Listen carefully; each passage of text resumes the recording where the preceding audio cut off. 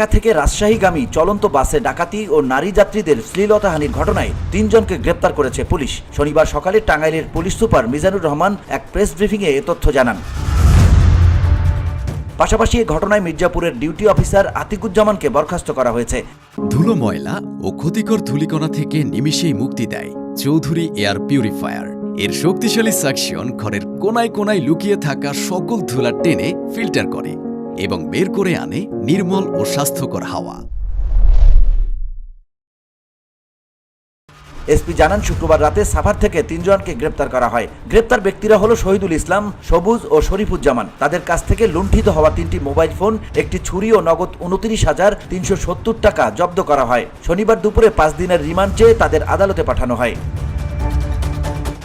গেল সোমবার রাতে ঢাকা থেকে রাজশাহীর উদ্দেশ্যে ছেড়ে আসা একটি বাসে ডাকাতির ঘটনা ঘটে। সে ঘটনায় শুক্রবার সকালে মির্জাপুর থানায় মামলা করেন বাসে থাকা এক যাত্রী। ডাকাতির ঘটনায় শুরুতে বাসের সুপারভাইজার, চালক ও চালকের সহকারীকে আটক করা হলেও তাদের জামিন দেয় আদালত।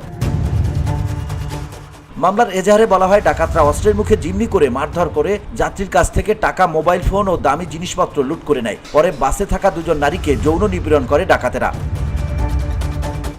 VOD Bangla news desk.